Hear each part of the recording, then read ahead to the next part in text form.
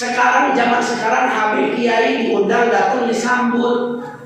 Dulu Nabi bukan disambut, disambit sudah. Nabi disambit. Perjuangan beliau untuk agama Islam bukan sembarangan. Gigi geraham beliau patah, kening beliau pecah, lutut beliau berdarah, saudara. Beliau ikut berperang beberapa peperangan untuk apa? Kalau bukan untuk umatnya, bagi Nabi Muhammad Sallallahu Alaihi Wasallam. Sehingga Allah mengatakan dalam Al-Quran tentang perjuangan jatuh bangunnya Nabi Muhammad.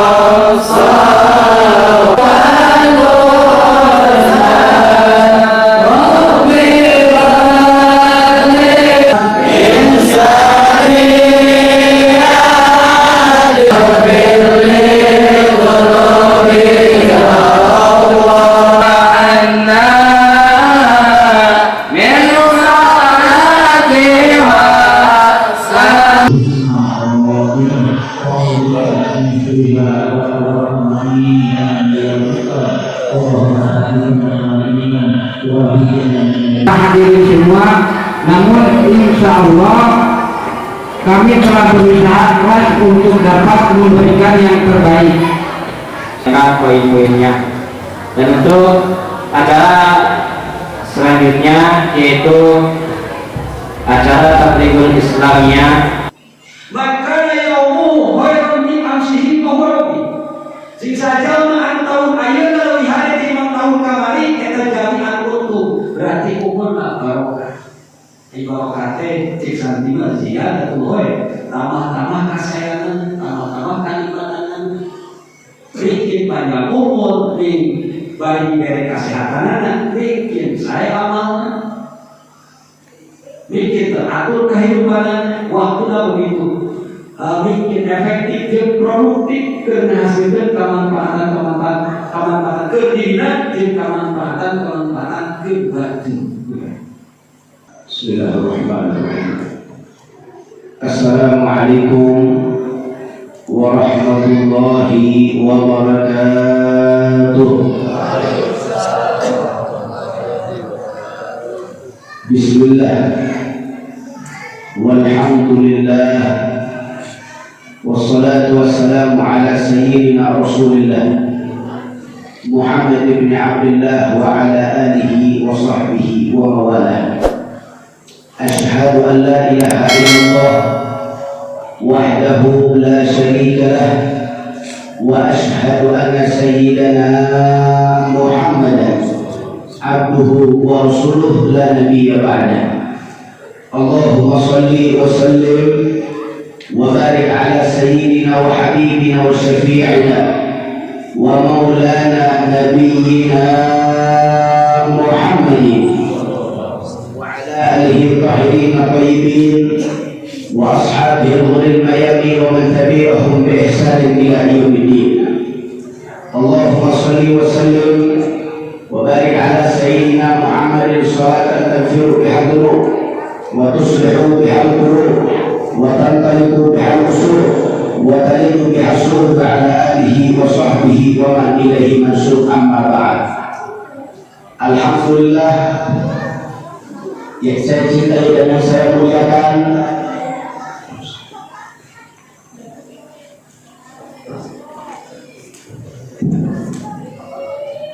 yang saya hormati, yaitu para kesepuhan, para tuan-tuan guru kita yang berada di depan kita semua, yaitu wabil khusus salam penghormatan saya sampaikan yaitu kepada Al-Ustaz Tahir beserta keluarga besar beliau. Kita doakan semoga Allah berikan panjang umur, kesehatan badannya, digampangkan rezekinya, Allah permudah urusan dunia dan akhiratnya. Amin amin ya rabbal alamin. Dan juga tidak lupa yaitu kepada guru kita semua, kesepuhan kita, wabil khusus kepada Kiai Haji Lukman, dan juga kepada Kiai Haji Asep, dan juga kepada Kiai Haji Nurzaman. Kita doakan semoga guru-guru kita diberikan panjang umur oleh Allah Subhanahu wa taala.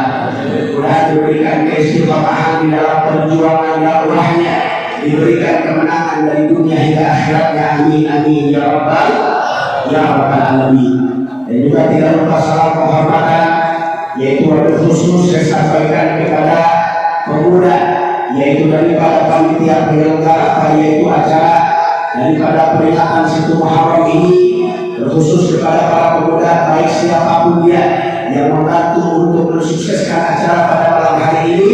Kita doakan semoga para panitia diberikan ganjaran berlipat-lipat ganda oleh Allah Subhanahu wa taala. Mudah-mudahan dijadikan pemuda-pemudi yang dibanggakan oleh Nabi Muhammad, dijadikan pemuda-pemudi yang kelak di akhirat akan berada di bawah pancingan Nabi Muhammad. Amin amin ya rabbal alamin. Dan juga yaitu salam penghormatan saya khusus juga kepada para kiai, para ajaran yang hadir tempat ini, yang mohon maaf namanya tidak saya sebutkan satu persatu, namun demi Allah sedikit pun tidak mengurangi sahabat dan maafkan kepada antum semua. Kita doakan juga para kiai khususnya semua yang hadir tempat ini, mudah-mudahan diberikan panjang umur oleh Allah, kesehatan badannya, digampangkan rezekinya, Allah permudah urusan dunia dan akhiratnya. Amin amin ya rabbal alamin. Dan salam yang sangat istimewa saya sampaikan kepada antum semua yang hadir di tempat ini, baik kaum bapak juga kaum ibu, pemuda pemudi. Mudah-mudahan kumpulnya kita di tempat ini, yaitu mudah-mudahan ini menjadi penyebab turunnya rahmat dan barakah dari Allah Subhanahu wa taala. Dan mudah-mudahan tidaklah kita keluar dari tempat ini melainkan segala dosa kita diampuni oleh Allah Subhanahu wa taala, segala hajat-hajat kita dikabulkan oleh Allah. Mudah-mudahan yang lagi sakit Allah angkat penyakitnya, yang lagi susah Allah ganti dengan kebahagiaan, yang belum dapat jodoh Allah gampangkan jodohnya, yang paling penting kelak yaitu kita semoga mati dalam keadaan husnul khatimah, dan kita yaitu semoga kelak di akhirat kita dikumpulkan bersama Nabi Muhammad sallallahu alaihi wasallam. Amin ya rabbal alamin. Ahibahi kiram, setelah puja dan puji syukur kita panjatkan putra bagi Allah Jalla Jalaluhu. Setelah salawat dan salam kita curahkan kepada junjungan alam baginda Nabi Muhammad sallallahu alaihi wasallam. Pada kesempatan hari ini, pada malam yang berkah ini, di tempat yang demi Allah penuh dengan keberkahan ini, alhamdulillah, yaitu kita dapat sama-sama berkumpul di tempat ini tidak lain dan tidak bukan yaitu dengan mengharapkan ridho Allah Subhanahu wa taala.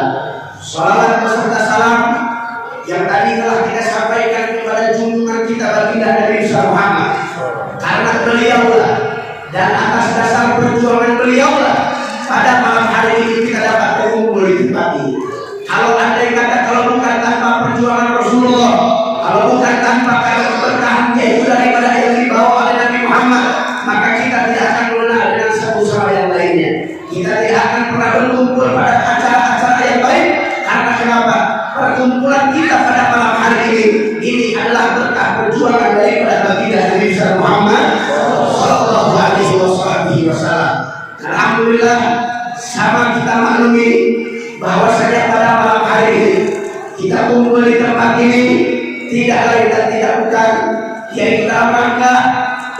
memperingati, yaitu daripada tahun baru itu tahun baru Hijriah. Tahun baru Hijriah 1 Muharram. Nah, alhamdulillah kita bersyukur kepada Allah Subhanahu wa taala. Di balik rasa syukur kita kepada Allah, akan tetapi terselip sedih di antara hati kita. Terselip yaitu sedih di antara hati kita. Kenapa? Sebab kita lihat saudara, sekarang ini umat Islam menjadi mayoritas di Indonesia. Menjadi mayoritas di Indonesia, umat yang paling terbesar. Akan tetapi kenapa? Satu, kita bersyukur kepada Allah, pada malam hari ini masih ada pemuda-pemuda, masih ada orang-orang yang peduli tentang daripada tahun baru agamanya sendiri sudah. Akan tetapi di luar sana, berapa banyak mereka yang mengaku hamba Allah, berapa banyak di antara mereka yang mengaku sebagai orang Islam, yang mengaku sebagai umat Nabi Muhammad, akan tetapi mereka lupa dengan tahun barunya sendiri sudah. Berapa banyak di antara kita, mereka tidak tahu dengan tahun baru agamanya sendiri, mereka tidak tahu dengan tahun baru Islam.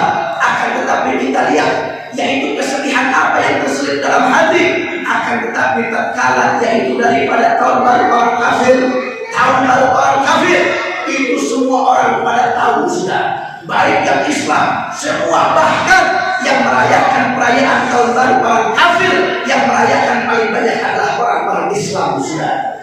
Inna lillahi wa inna ilaihi raji'un. Ini adalah musibah. Ini adalah musibah. Nah, alhamdulillah kita pada malam hari ini kumpul. Karena kenapa? Karena kita dekat dengan para ulama, dekat dengan para kiai, dekat dengan para habaib, sehingga kita diajak oleh mereka untuk sama-sama bertasyakur, yaitu peringatan tahun baru Muharram ini, tahun baru Hijriah ini. Alhamdulillah. Nah, saudara, pertanyaannya, kok kenapa bisa sampai seperti ini? Sehingga kita lihat lebih ramai mana antara tahun baru Islam dengan tahun baru orang kafir. Saya mau tanya, lebih ramai mana tahun baru Islam dengan tahun baru orang kafir? Jelas lebih ramai tahun baru kafir. Karena kenapa?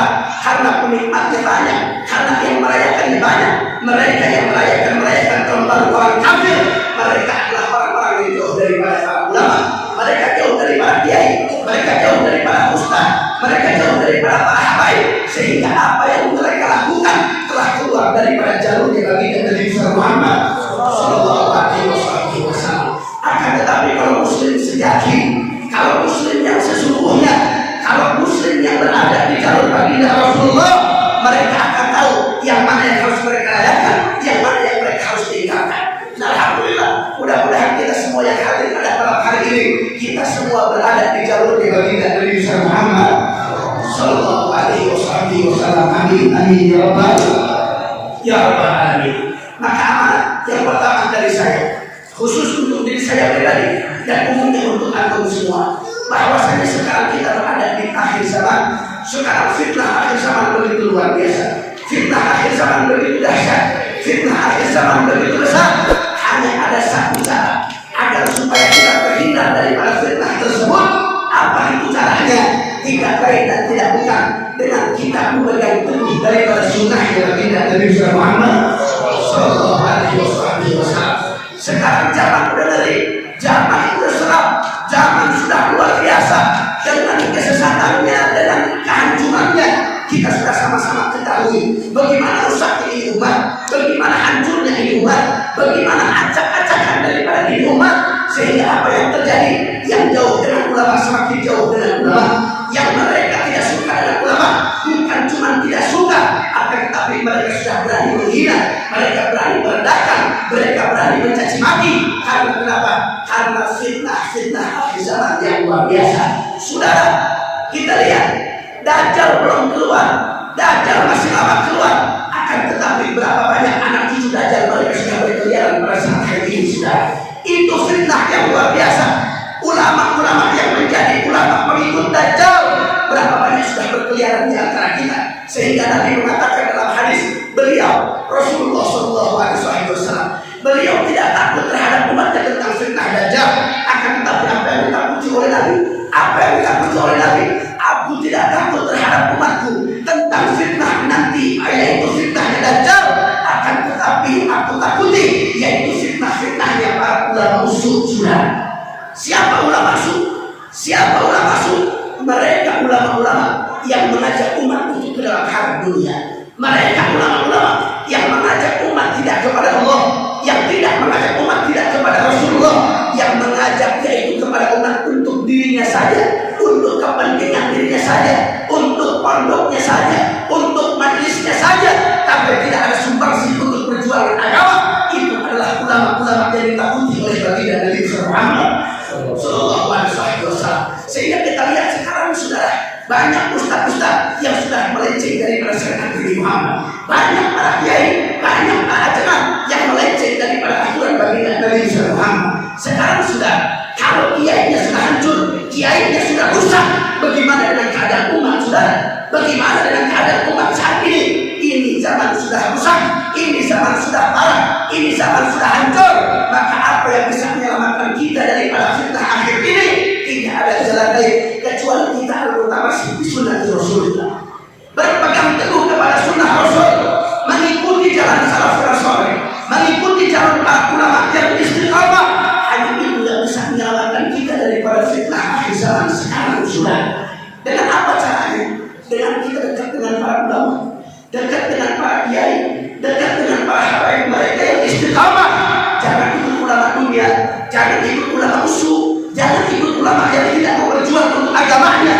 Berapa banyak sekarang saudara para ustaz, para kiai, mereka bukan menghidupkan agama, akan tetapi mereka hidup di dalam agama sudah. Berapa banyak kita lihat para ejangan, para kiai, para ustaz, mereka tidak menghidupkan agama, tapi mereka menaruh hidupnya dalam agama, mencari keuntungan dalam agama. Ini yang paling parah sudah. Kesesatan apalagi yang lebih dahsyat daripada ini? Naudzubillah min dzalik. Makanya kita mesti pintar sekarang cari ulama yang istiqamah, cari ulama yang lurus, biar kita tahu jalan yang benar dan jalan yang salah. Betul? Betul?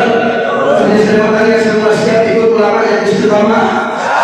Siap ikut ulama yang istiqamah? Siap cari kiai yang istiqamah? Perlu ada Nabi. Gak usah nyari kemana-mana. Di kampung kita alhamdulillah ustaz banyak, kiai banyak, ajengan banyak. Ada Ustaz Tohir, ada Kiai Lukman, ada juga Kiai Nursaman, ada Kiai Asep dan kiai-kiai yang lainnya. Ikuti jejak-jejak mereka, ikuti yaitu jalan mereka. Karena demi Allah, kalau bukan karena mereka para kiai, para ulama, laula murabbi ma'araf rabbi, kalau bukan karena mereka yaitu seorang murabbi, kita tidak akan tahu siapa Tuhan kita. Ikuti jalan mereka, ramaikan manis-manis mereka, ikuti apa yang dijalankannya, sami'na wa ata'na kepada perintah mereka. Jangan pernah melenceng daripada perkataan ulama, jangan pernah kita mengingkari dari apa yang dikatakan oleh para ulama. Sebab ulama itu, ulama-ulama yang saat ini mereka hampir-hampir saja menjadi seorang nabi sudah. Andaikan Nabi Muhammad bukan penutup para nabi, bukan khatamun nabiyyin, andaikan beliau bukan penutup para nabi, maka niscaya akan banyak nabi-nabi dari golongan umat baginda Nabi Muhammad. Ini siapa yang mengatakan? Rasulullah yang mengatakan Nabi Muhammad. Mereka para ulama yang istiqomah, hampir-hampir derajat mereka akan menjadi derajat seorang nabi. Maka tidak ada jalan yang paling penting, tidak ada jalan yang paling baik kecuali kita mengikuti jalur para ulama, mengikuti jalur para kiai, mengikuti jalur para habaib yang istiqomah, yang mengajak umat kepada Allah, yang mengajak umat kepada Rasulullah, yang mengajak umat untuk membela agama, yang mengajak umat yang tidak ridho terhadap agama dihina. Ikuti mereka-mereka ulama yang luar biasa, ikuti mereka-mereka ulama yang dicintai oleh Allah, yang dicintai oleh Rasul. Hanya ini jalan agar kita terhindar daripada fitnah akhir zaman yang mengerikan sudah. Tidak ada jalan lain. Sehingga Nabi mengatakan dalam hadis, qala Nabi sallallahu alaihi wasallam, atau kama qala Nabi sallallahu alaihi wasallam, beliau bersabda dalam hadisnya, al-mutamassik bi sunnati, al-mutamassik bi sunnati inda fasadi ummati lahu ajrun syahid. Wa fi riwayah lahu ajrun mi'ata syahid. Dikatakan oleh Rasulullah, beliau mengatakan, siapa orang yang berpegang teguh terhadap sunnahku, ingat perkataannya, indah fasadi ummati, ketika rusaknya umat, ketika hancurnya umat, ketika umat penuh dalam kesesatan, maka mereka orang yang berpegang teguh kepada sunnah Nabi tersebut, lahu ajrun mi'ata syahid, orang tersebut akan mendapatkan pahala 100 orang yang mati syahid. Sudah. Alhamdulillah. Ini jaminan dari Rasulullah. Ini janji dari Rasulullah. Siapa orang yang berpegang teguh kepada sunnah Nabi, kepada ajaran Nabi, kepada syariat Nabi, indah fasad ummati, ketika rusaknya daripada umat, mereka akan mendapatkan pahala yang besar, mendapatkan pahala yang luar biasa. Satu orang yang berjuang, mereka di jalan Allah mendapatkan satu pahala mati syahid. Akan tetapi orang yang berpegang teguh kepada sunnah Nabi, ketika umatnya hancur, mendapatkan 100 pahala orang yang mati syahid. Sudah. Ini Masya Allah, satu orang mati syahid diberikan izin oleh Allah untuk memberikan syafaat kepada kerabatnya sebanyak 70 orang. Sudah. Itu satu orang mati syahid, pahalanya sedemikian rupa besarnya. Bagaimana kiranya kalau kita mendapatkan pahala 100 orang yang mati syahid? Oh, itu luar biasa. Tidak ada lagi yang luar biasa daripada ini, saudara. Kita dapat mengajak siapapun yang ingin kita ajak untuk masuk dalam surga di Allah Subhanahu wa Ta'ala. 100 orang yang mati syahid itu pahala yang gampang, pahala yang susah, pahala yang berat. Kita bisa mendapatkan itu pahala dengan apa? Dengan kita berpegang teguh kepada sunnah Rasul, mengikuti jalannya Nabi, mengikuti syariat Nabi, kita mendapatkan daripada faedah itu semua. Alhamdulillahirabbil alamin. Nabi mengatakan indah fasad umat, ketika umatnya sedang rusak. Kapan sih rusaknya umat? Kapan sih hancurnya umat? Kapan sih yaitu umat ini acak-acakan? Kapan? Tidak lain dan tidak bukan Nabi mengatakan 1400 tahun yang lalu. Sekarang adalah keadaan umat sedang rusak. Sekarang umat rusak. Umat Nabi hancur. Umat Nabi penuh dengan kesesatan. Karena kenapa? Karena mereka sudah banyak tidak memegang teguh kepada sunnah dari Muhammad, tidak berpegang teguh kepada syariat Nabi, tidak berpegang teguh kepada jalannya Nabi, sehingga sekarang keadaan umat hancur, sekarang keadaan umat menderita, sekarang keadaan umat mereka lebih banyak dalam kesesatan. Na'udzubillahi min dzalik. Makanya kita sekarang ini kita yakinin bahwa kita sekarang ini umat sedang hancur, maka kita niatkan dalam hati dan harus diwajibkan untuk diri kita agar supaya kita mengikuti, memegang teguh daripada sunnah yang baginda Nabi Muhammad sallallahu alaihi wasallam. Maksudnya bagaimana? Yaitu sebagaimana takwa, mengikuti perintah Allah, menjauhi larangan Allah. Begitupun kita tatkala memegang sunnah Nabi, jalankan apa yang diperintahkan oleh Rasul, jalankan apa yang diperintahkan oleh Nabi, tinggalkan apa yang dilarang oleh beliau, tinggalkan apa yang tidak diridhoi oleh beliau. Dengan begitu, insya Allah kita akan selamat dari dunia sampai akhirat. Amin ya Rabbal, amin ya Rabbal. Sehingga sudah, siapapun orang yang menghidupkan sunnah Nabi Muhammad, maka mereka dalam kehidupannya akan diberkahi oleh Allah Subhanahu wa Ta'ala. Nabi mengatakan dalam hadis, man ahya sunnati faqad ahyani, wa fi riwayah faqad ahabbani. Nabi SAW mengatakan, man ahya sunnati, siapa orang yang menghidupkan sunnahku, yang menghidupkan sunnah Rasulullah, yang menjalankan syariat Nabi, faqad ahyani, maka orang tersebut seakan-akan menghidupkan aku kembali kata Nabi Muhammad. Maka tidak ada keberkahan yang lebih dahsyat, tidak ada kebahagiaan yang lebih istimewa kecuali dengan kita menghidupkan sunnah Nabi. Berarti kita telah menghadirkan Nabi Muhammad dalam hati kita. Kalau Nabi sudah hadir dalam hati kita, demi Allah, tidak ada tempat yang paling baik untuk orang tersebut kecuali surga Allah Subhanahu wa Ta'ala. Makanya yaitu hidupkan Nabi Muhammad, hidupkan sunnah-sunnah Rasulullah. Dalam riwayat lain dikatakan faqad ahabbani, man ahya sunnati faqad ahabbani.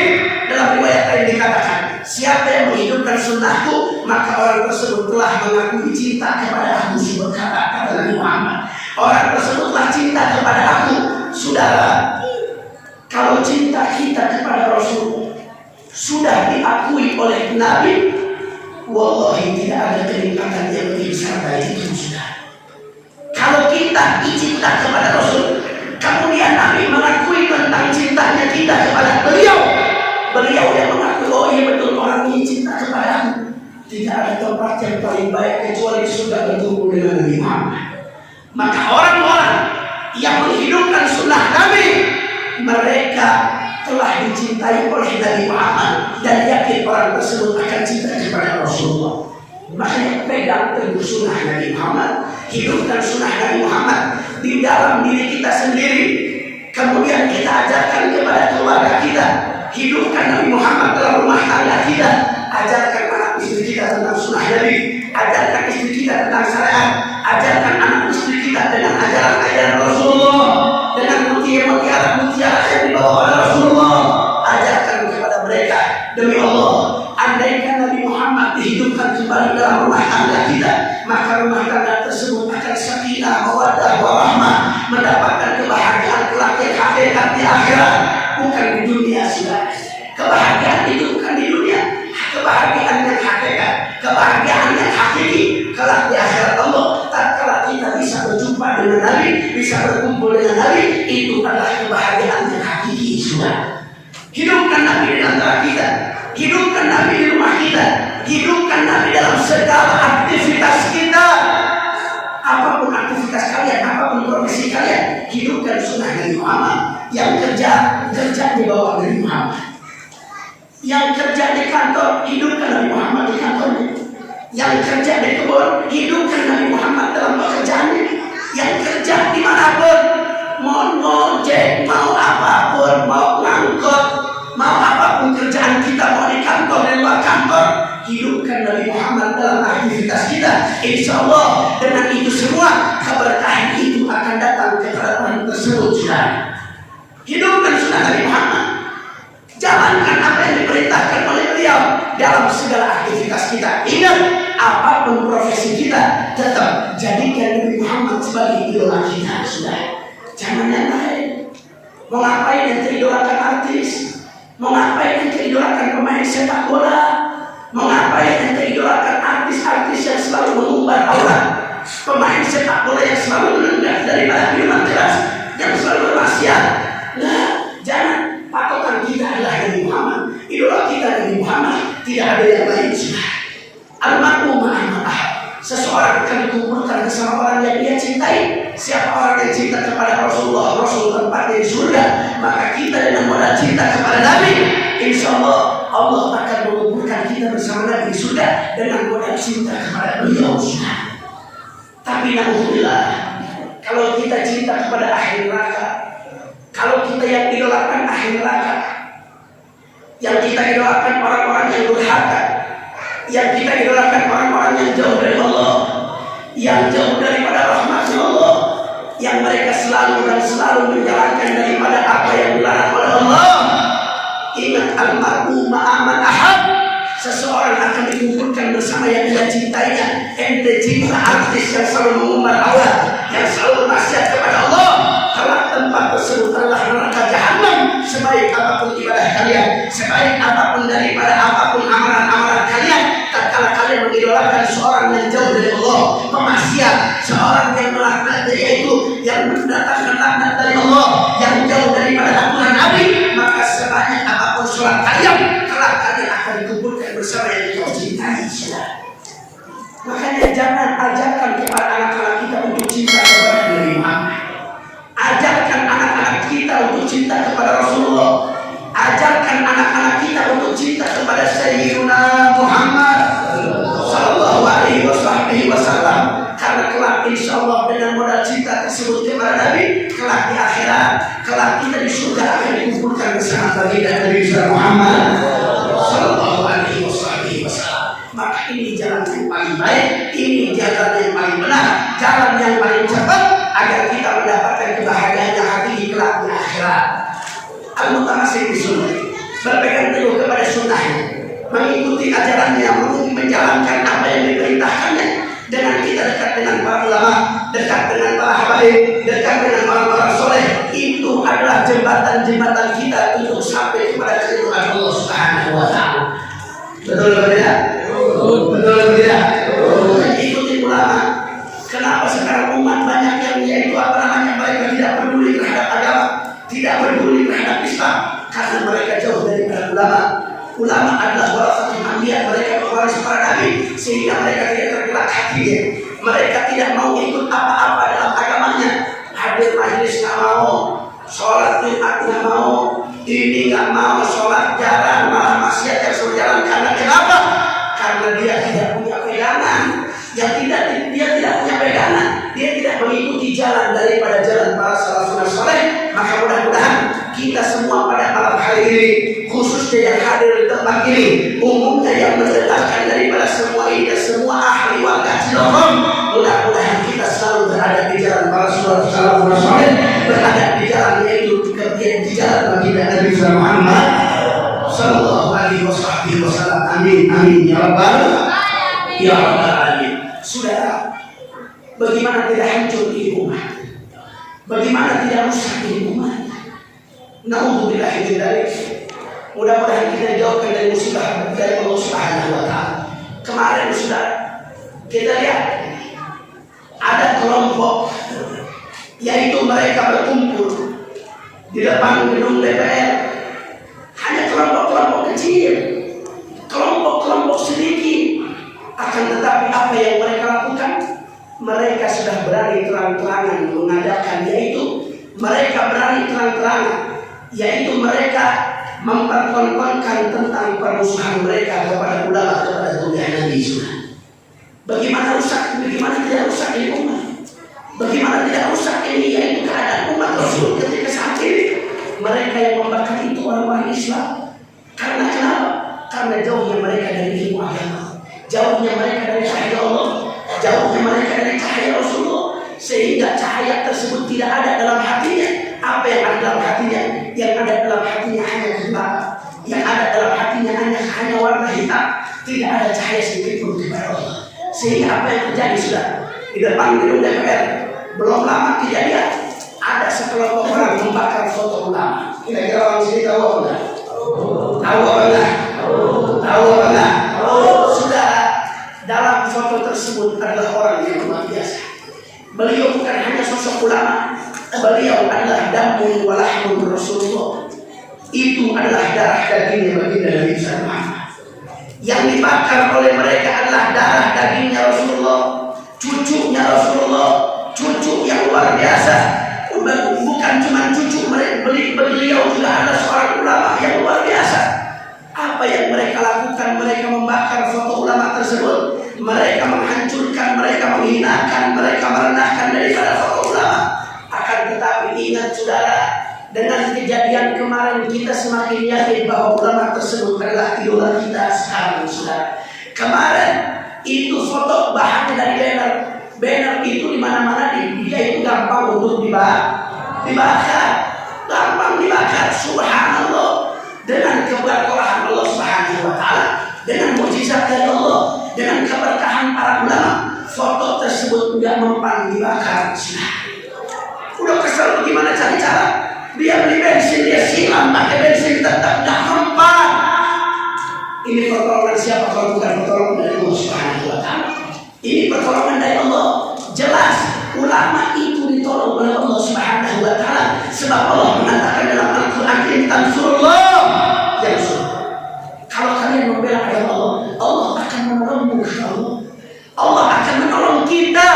Jelas saudara, sosok ulama tersebut yang memperjuangkan agama Allah dengan segala cara apapun, dengan berbagai risiko apapun, sehingga jelas mereka niat menghinakan ulama tersebut, mereka menghinakan ulama tersebut. Akan tetapi ingat, wa yamkuruna wa yamkurullah wallahu khairul makirin. Mereka berbuat makar, maka Allah yang akan membalas makarnya saudara, dan Allah adalah pembaik, yaitu sebaik-baiknya membalas makar. Tidak ada pertolongan yang lebih istimewa daripada pertolongan Allah Subhanahu wa Ta'ala. Foto yang tidak bisa dibakar, foto yang gampang untuk dibakar, tapi dengan izin Allah foto tersebut karena ada foto ulama tidak mempan dibakar. Alhamdulillah, alhamdulillah. Siapa dalam foto tersebut? Tidak lain dan tidak bukan imam besar kita Habib Muhammad Rizieq bin Husain bin Syah. Ini jelas menandakan perjuangan beliau diridhoi oleh Allah Subhanahu wa taala. Jelas ini perjuangan beliau diridhoi oleh Allah, diridhoi oleh Rasulullah, sehingga jangankan apa-apa, jangankan yaitu yang lain, fotonya sendiri tidak mempan dibakar.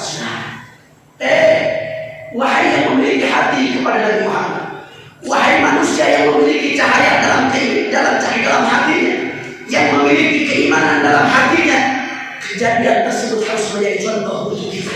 Kejadian itu harus menjadi cerminan kita bahwa siapa orang yang membela kebenaran akan ditolong oleh Allah Subhanahu wa taala. Ini jelas bukti dari Allah. Ini jelas bukti dari Allah. Foto tidak mempan dibakar, maka tidak ada pertolongan kecuali pertolongan Allah Subhanahu wa taala. Ikut ulama demikian, ikut habaib yang demikian, ikut ulama tersebut karena yakin demi Allah, yakin kita kalau tanpa ada sosok Habib Rizieq, khususnya umat Islam Indonesia, kalau tidak ada sosok Habib Rizieq, maka Islam di Indonesia sudah hancur. Islam di Indonesia sudah dikoyak-koyak. Islam di Indonesia tidak ada yaitu harga dirinya. Karena kenapa?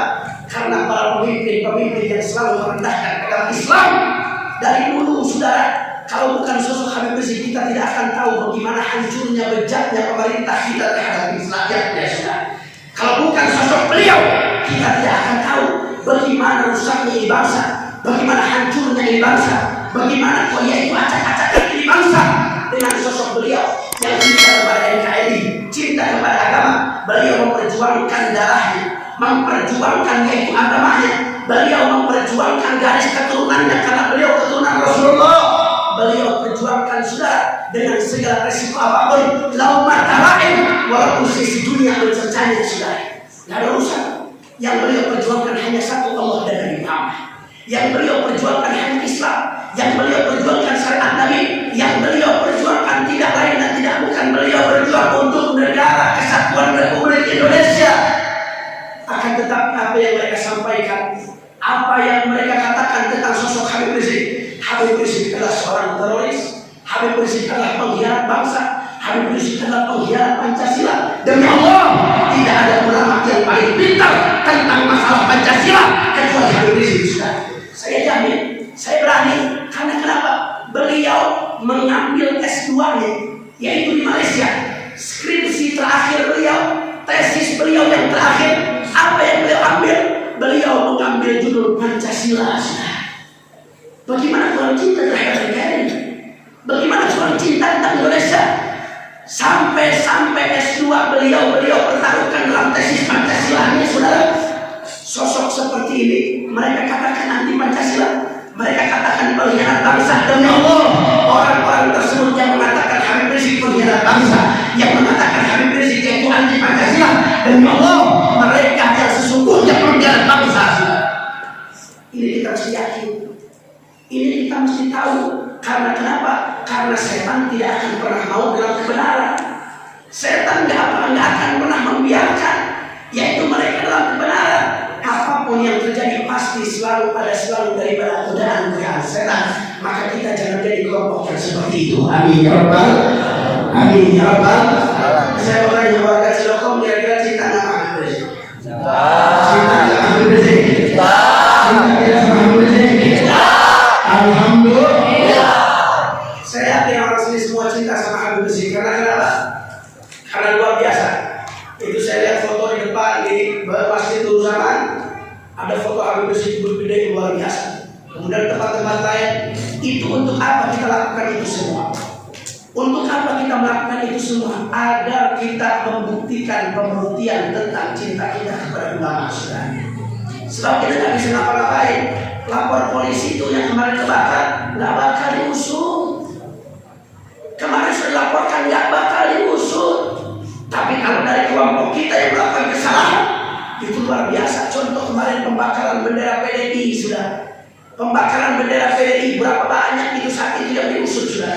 Berapa banyak mereka yang diproses, berapa banyak mereka yang diproses. Tapi ketika kita laporkan pembakaran foto imam besar, sampai detik ini tidak diusut. Ini jelas bukti daripada ketidakadilan negara kita. Bukti jelas ketidakadilan negara kita tidak berpihak kepada Islam, tidak berpihak kepada para ulama. Maka dengan itu kita membuktikan yaitu kecintaan kita kepada para ulama. Insya Allah. Makanya saya sampaikan di mana tempat, dimanapun tempat kalian, pasang di masjid-masjid, pasang di musola-musola, pasang di majlis-majlis taklim foto imam besar, agar supaya kita kelihatan bahwasanya Indonesia, umat Islam Indonesia cinta kepada Habib Rizik. Itu harus kita buktikan, saudara. Dengan apa?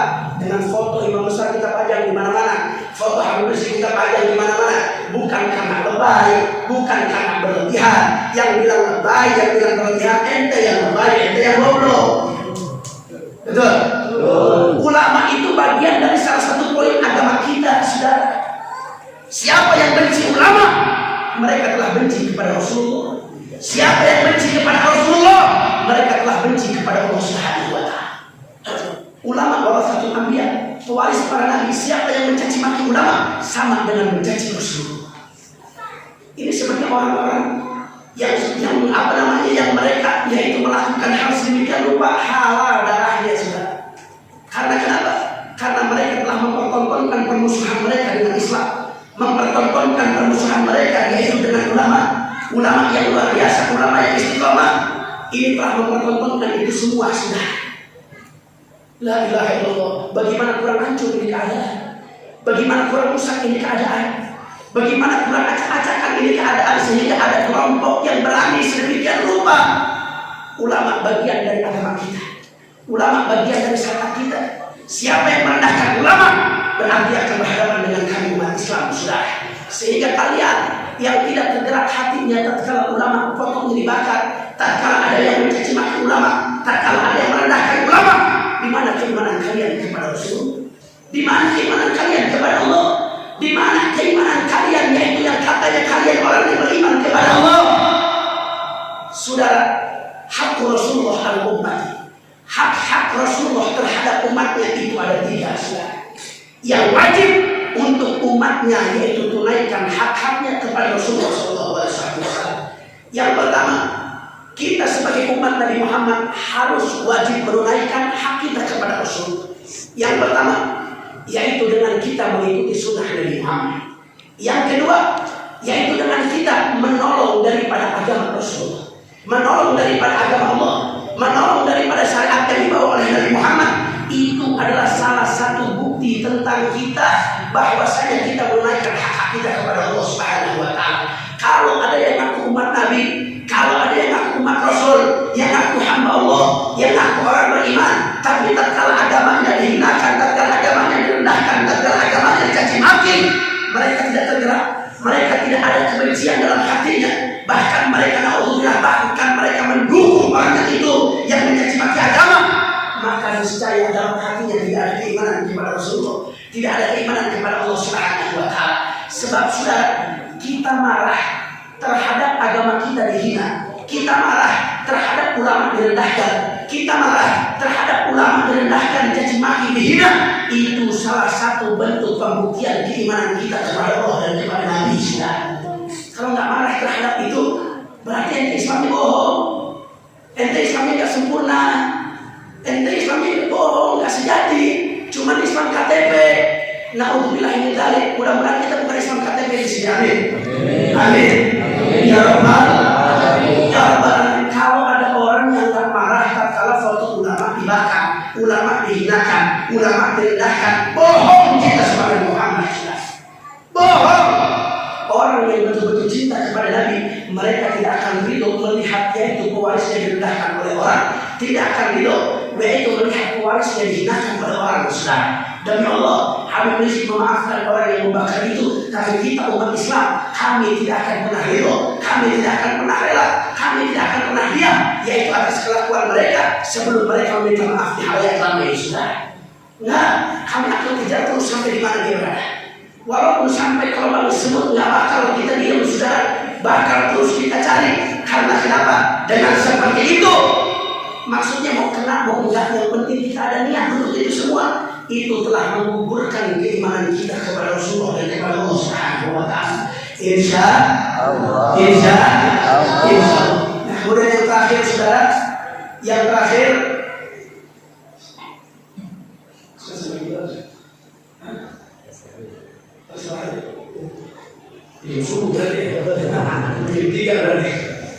sedikit yang terakhir saudara. Karena pada malam hari ini yaitu kita memperingati daripada tahun baru Hijriah, sehingga kita teringat tentang awal mulanya adanya tahun Hijriah.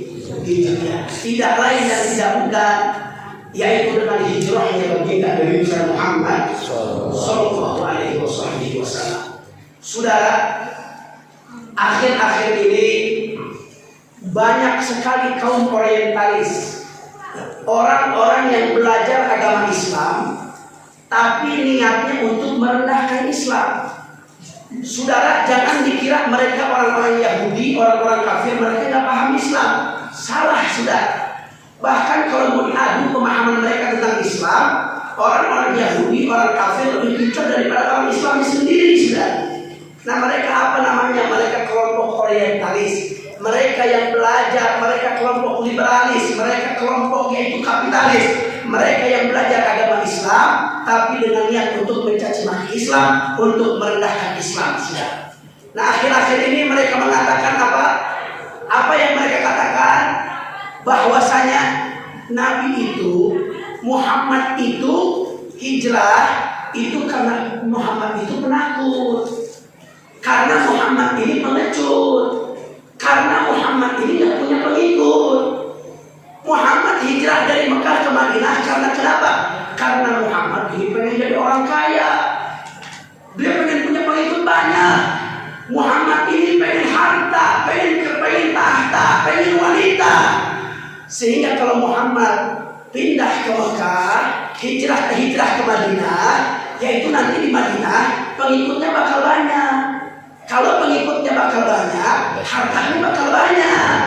Kalau hartanya sudah banyak, nanti Muhammad bisa mengawini banyak-banyak wanita. Kata para tersebut. Ini jelas pernyataan sesat dari mereka. Dan yang paling sedih, banyak daripada orang Islam yang termakan pemikiran mereka. Banyak orang Islam yang mereka membetulkan daripada apa ucapan yang tadi, daripada yaitu kalimat yang tadi, saudara. Na'udzubillahi. Nah, saudara, sedikit ingin saya sampaikan bahwasanya hijrahnya baginda Nabi Muhammad itu bukan karena kemauan beliau. Beliau hijrah dari Mekah ke Madinah atas perintah siapa? Perintah siapa? Perintah siapa? Perintah Allah Subhanahu wa ta'ala. Dan kemudian dengan tragedi hijrah tersebut itu menjadi pembuktian bahwasanya Allah berada dengan Nabi Muhammad, bahwasanya Allah membela Nabi Muhammad, bahwasanya Allah menolong daripada hamba-Nya yang paling dicintai, tidak lain dan tidak bukan adalah baginda Nabi Muhammad sallallahu alaihi wasallam. Dan juga itu membuktikan daripada jatuh bangunnya perjuangan Nabi, sehingga wajib untuk kita tauladani, wajib untuk kita ambil pelajaran daripada sepak terjang dakwahnya Nabi. Karena dakwah itu berat, karena dakwah ini susah, dakwah ini tidak gampang, sehingga dengan kejadian itu menjadikan suri tauladan kita, yaitu untuk senantiasa selalu ridho dengan apapun yang Allah kehendaki. Nabi Muhammad beliau berdakwah bukan enak. Sekarang zaman sekarang Habib Kiai diundang datang disambut. Dulu Nabi bukan disambit, saudara. Nabi disambit. Perjuangan beliau untuk agama Islam bukan sembarangan. Gigi geraham beliau patah, kening beliau pecah, lutut beliau berdarah, saudara. Beliau ikut berperang beberapa peperangan untuk apa? Kalau bukan untuk umatnya baginda Nabi Muhammad sallallahu alaihi wasallam. Sehingga Allah mengatakan dalam Al-Quran tentang perjuangan jatuh bangunnya Nabi Muhammad, Allah mengabadikan kejadian tersebut dalam Al-Quran. Apa yang Allah katakan dalam Al-Quran? Tatkala mereka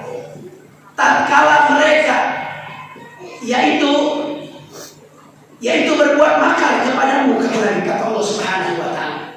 Dalam Al-Quran dikatakan yaitu tentang jatuh bangunnya Nabi Muhammad. Apa kata dalam Al-Quran?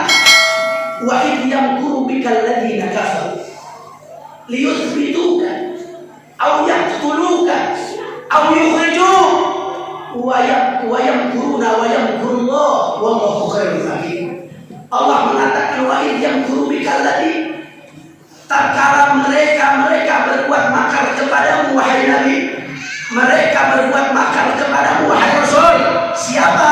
Alladzina kafaru, mereka orang-orang kafir.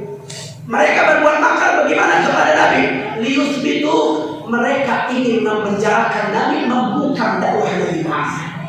Siapa itu yang mengajarkan itu semua? Adalah orang-orang kafir. Saudara, Nabi Muhammad ini dibungkam, Nabi Muhammad dakwahnya dibungkam, bahkan beliau sampai diembargo. Beliau sampai luar biasa kriminalisasi kepada beliau.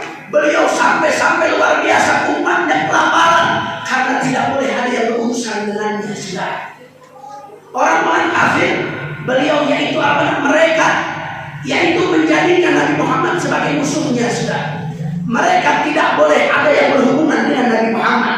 Daripada kelompoknya, mau urusan dagang nggak boleh sama umat Nabi, mau urusan dagang nggak boleh sama Rasulullah, nggak boleh. Daripada orang-orang kafir Quraisy itu untuk kawin dengan kelompok Nabi, nggak boleh. Dibungkam dakwah Nabi Muhammad. Beliau ingin dipenjarakan. Kemudian nggak cuma sampai di situ. Apa Allah katakan lagi? Liyuthbituka aw yaqtulu, sehingga mereka berbuat makar kepada Nabi Muhammad, yaitu aw yaqtulu, yaitu mereka ingin membunuhmu, kata Allah Subhanahu wa Ta'ala. Nabi Muhammad pengen dibunuh. Nabi Muhammad ini mau dibunuh oleh orang-orang kafir. Karena kenapa? Karena dengan membawa risalah dari Allah Subhanahu wa Ta'ala, membawa kesan dari Allah Subhanahu wa Ta'ala. Ini adalah resiko perjuangan, saudara. Resiko daripada dakwah, resiko daripada membela kebenaran, membawa kebenaran, meninggalkan larangan. Ini adalah resikonya, saudara. Nabi dipenjara, Nabi dibungkam, Nabi mau dibunuh. Kemudian apa kata Allah? Dikatakan au yukhrijuk, sehingga mereka berbuat makar kepadamu supaya ingin mengusirmu dari kampung halamannya, saudara. Nabi mau diusir. Nabi tak boleh tinggal di kampung halamannya di Mekah sendiri, pada lahir beliau di Mekah. Tapi beliau pengen diusir, beliau pengen dibunuh, beliau dibujuk agar supaya Islam tidak berkembang. Sehingga ada satu kisah yang sama kita tahu, saudara, tentang bagaimana yaitu kehebatan Nabi dalam berdakwah. Yaitu, saudara, apa yang disampaikan oleh kaum orientalis tadi, Nabi itu hijrahkan harta tahta wanita, ini terbantahkan dengan satu kisah, saudara. Apa kisah beliau? Tatkala orang-orang kafir menawarkan berbagai tawaran kepada Nabi, ketika itu pembesar-pembesar kafir datang kepada Abu Thalib, pamannya Rasulullah. Orang-orang kafir datang ke Abu Thalib mau ketemu sama Nabi Muhammad. Kata orang kafirnya, Abu Thalib, di mana Muhammad? Kata Abu Thalib, ini Nabi Muhammad diumpetin sama Abu Thalib supaya jangan ditemu. Kemudian kata Abu Thalib, tidak ada Muhammad. Kemudian orang kafir ini mengatakan, sampaikan kepada keponakanmu Muhammad, sampaikan kepada Muhammad, ya Abu Thalib, sampaikan kepada dia, Muhammad ini sebenarnya pengen apa? Kalau pengen harta, kalau Muhammad pengen harta, kami orang-orang Quraisy siap memberikan setengah kekayaan kami kepada Muhammad supaya Muhammad jadi orang yang paling kaya di tanah Arab. Kemudian sampaikan kepada Muhammad, kalau Muhammad pengen pejabatan, kalau Muhammad pengen jadi raja, kami siap membaiat Muhammad sebagai raja kami di tanah Arab. Sampaikan juga kepada Muhammad, kalau Muhammad pengen wanita, kalau Muhammad pengen wanita, sampaikan kepada Muhammad, sampaikan kepada Muhammad, kami akan siapkan wanita-wanita tercantik di tanah Arab. Kami akan siapkan wanita-wanita yang paling cantik di Jazirah Arab untuk kami hadiahkan kepada Muhammad. Sampaikan begitu kepada Muhammad. Akhirnya, saudara, gak lama ini orang kafir pulang. Kemudian Nabi Muhammad keluar dari belakang, saudara. menemui daripada yaitu Abu Thalib, yaitu menemui daripada Nabi Muhammad. Kemudian dikatakan, ya Muhammad, apakah engkau mendengar tadi tawaran mereka orang-orang kafir? Wahai Muhammad, apakah tadi sudah mendengar yaitu apa yang disampaikan oleh tadi orang-orang kafir? Nabi Muhammad katakan, ya, aku telah mendengarnya wahai pamanku Abu Thalib. Kemudian Nabi sampaikan kepada Abu Thalib, ya Abu Thalib, ya ammi ya Abu Thalib kulli Quraisy, wahai pamanku Abu Thalib, sampaikan kepada mereka orang-orang Quraisy, law wa'ati samsa fi yamini wal qamaru fi yasari ala an abduka hadzal amal wallahi ma fa'al. Subhanallah. Apa kata beliau? Ya ammi Abu Thalib, wahai pamanku Abu Thalib, sampaikan kepada mereka orang-orang Quraisy, andaikan matahari diletakkan di sebelah kananmu, kemudian bulan di sebelah kiriku, yaitu supaya aku meninggalkan daripada perjuangan ini, meninggalkan dakwah ini, wallahi ma fa'altu, demi Allah tidak akan pernah aku tinggalkan dakwah ini wahai Abu Thalib. Ini jawaban dari Nabi Muhammad. Ini jawaban Nabi Muhammad. Tarfat ain, walaupun sekejap mata sudah. Walaupun sekejap mata, Nabi tidak akan meninggalkan dakwah ini, walaupun ditawari harta, walaupun ditawari tahta, walaupun ditawari wanita yang tercantik. Beliau tujuannya bukan itu sudah. Tujuan beliau bukan itu. Tapi apa tujuan beliau? Menyelamatkan daripada umat, membawa umat berzulumat tidak nur. Itu tujuan Nabi, agar supaya umatnya selamat daripada akhir, daripada yaitu siksa Allah. Ini tujuan bagi Nabi Muhammad. Sehingga jelas apa yang disampaikan oleh kaum orientalis tadi, yang mereka katakan Muhammad itu berhijrah karena harta, karena tahta, karena pengikut, karena wanita, terbantahkan dengan kisah ini sudah. Ini kisah sahih, ini kisah ada di hadis-hadis, ada di Bukhari, ada di Muslim, jelas sahih. Ini hadis, perkataan mereka terbantahkan sudah. Nabi Muhammad berdakwah bukan untuk harta, bukan untuk tahta, bukan untuk wanita. Beliau berkorban jiwa raganya untuk Allah Subhanahu wa Ta'ala. Bukan itu tujuan beliau, bukan dunia tujuan beliau. Tujuan beliau adalah akhirat Allah Subhanahu wa Ta'ala, ridhonya Allah, surganya Allah. Itu daripada tujuan beliau. Sehingga kita selaku umat Nabi, kita mesti malu punya perasaan kepada Rasulullah. Nabi telah berjuang sedemikian rupa untuk kita, bukan untuk keluarganya, bukan untuk kerabatnya. Sehingga di akhir detik-detik Nabi yaitu wafat, apa yang terlintas daripada mulut yang mulia beliau, apa yang disebutkan daripada mulut yang suci beliau, bukan ahli keluarganya, bukan daripada golongan kerabatnya, bukan daripada kerabat-kerabatnya. Apa yang keluar dari mulut beliau ketika detik-detik terakhir yang beliau sampaikan, ummati, yang beliau sampaikan, ummati, umatku, kata Nabi Muhammad. Bagaimana dengan umatku? Bagaimana dengan umatku? Nabi begitu cinta kepada kita, Nabi begitu luar biasa kepada kita, sehingga itu menjadi teguran untuk kita. Sampai mana kalian berjuang untuk Nabi Muhammad? Sejauh mana kalian berkorban untuk Nabi Muhammad? Sehebat mana kalian berjuang untuk Rasulullah? Nabi telah berjuang mati-matian untuk kita. Apakah pantas kelak di akhirat kita berjumpa dengan Rasul? Apa pantas kelak di akhirat kita dapat mencium yaitu tangan Nabi? Apa pantas kelak di akhirat kita berhadapan dengan Nabi? Sudah, perjuangan Nabi terhadap kita sangat luar biasa. Perjuangan Nabi kepada kita sangat luar biasa. Perjuangannya besar, perjuangannya panjang, perjuangannya istimewa. Sehingga apakah kita sanggup untuk yaitu membalas daripada jasa-jasa Nabi? Demi Allah, andaikan kita berangkat untuk syarah ke makam Nabi dengan kedua bola mata kita, supaya kita niat membalas jasa Nabi, demi Allah tidak akan pernah terbalas jasa-jasa Nabi Muhammad, walaupun kita menggunakan mata kita untuk sampai kepada bicara kepada Rasul. Nah sudah, ini jadi cambuk kepada kita, ini jadi cambuk kepada kita. Makanya sudah tanamkan dalam hati kita, cintai Rasulullah, cintai para ulama, karena dengan itu semua kita akan selamat daripada fitnah akhir zaman. Insya Allah. Mudah-mudahan kita minta kepada Allah, ya Allah, jadikan Nabi Muhammad selalu dalam hati kami, ya Allah. Jangan jauhkan Nabi Muhammad daripada hati kami, ya Allah. Hidupkan Nabi Muhammad dalam diri kami, dalam keluarga kami, dalam aktivitas kami, ya Allah. Karena tujuan kami adalah Engkau dan Rasulullah. Tujuan kami adalah Engkau dan Rasulullah. Ya Allah, jangan jauh daripada para pewarismu, daripada pewaris Nabi Muhammad, yaitu para ulama. Dekatkan kami dengan para ulama, dekatkan kami dengan para habaib, dekatkan kami dengan para yaitu orang-orang soleh, dekatkan kami dengan para kiai, para ustaz, karena mereka adalah jembatan kita untuk sampai kepada kebahagiaan yang hakiki. Kalau bukan karena mereka kita akan dalam kesesatan, kalau bukan karena mereka kita akan dalam kedolalah, dalam syariat, dalam mukhalafah, dalam syariat. Maka dengan hadirnya para ulama ya Allah, yaitu kita meminta dengan hadirnya para ulama, berkahnya para ulama, sampaikan yaitu daripada hajat-hajat kita dikabulkan oleh Allah Subhanahu wa taala. Segala hajat-hajat kita dikabulkan yaitu dengan berkahnya para wali, dengan berkahnya para nabi, dengan berkahnya para ulama, sehingga kami tidak akan pernah ridho ya Allah kalau kami tidak dekat dengan ulama.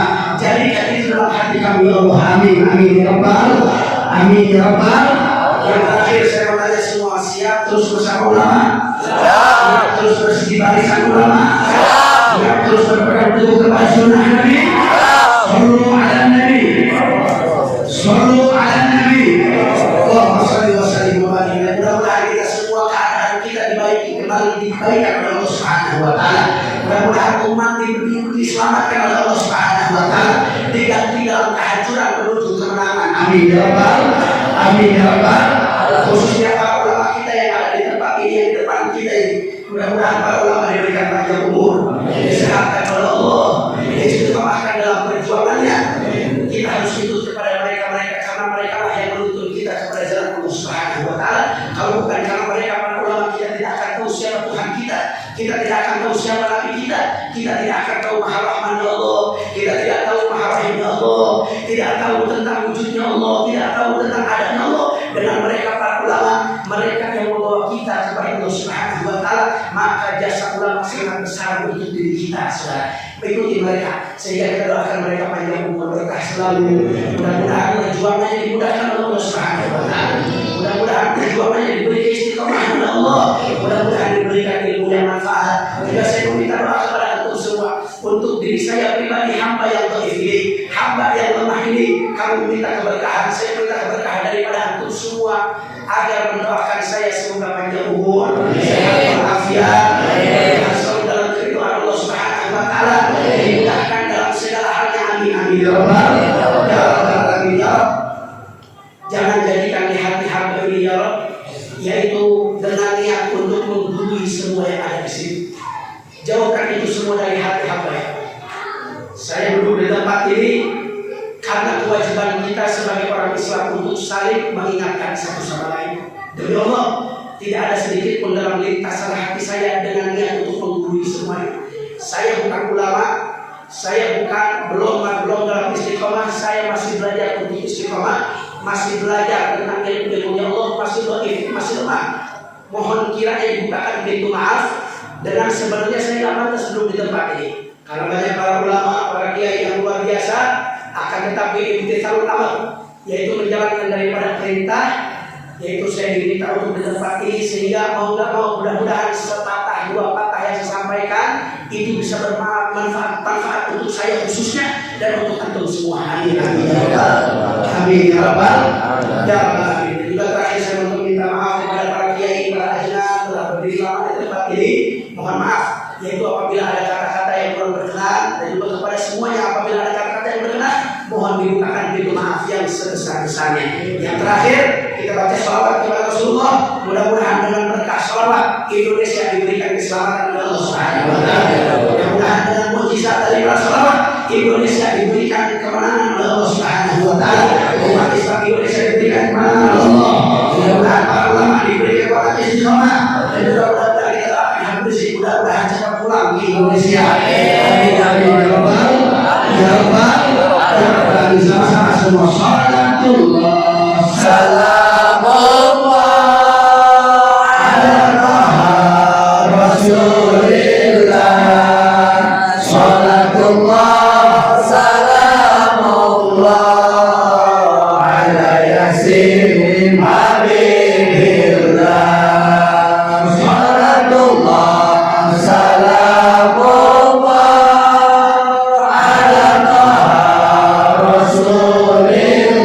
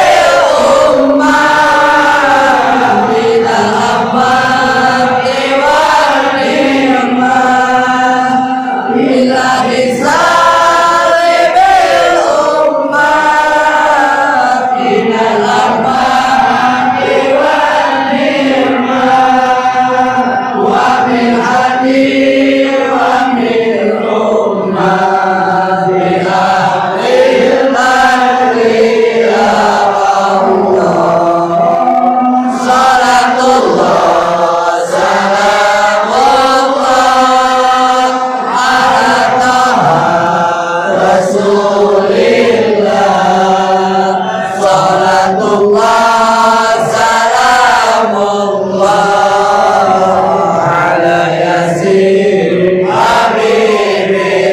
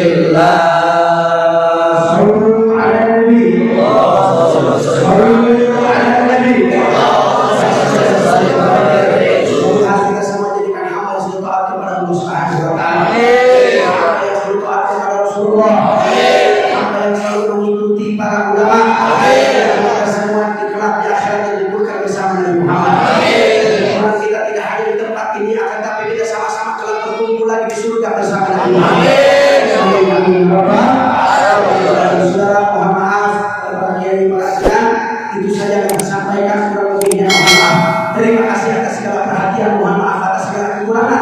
Hadani Allah wa iyyakum ila siratal mustaqim. Wassalamualaikum warahmatullahi wabarakatuh.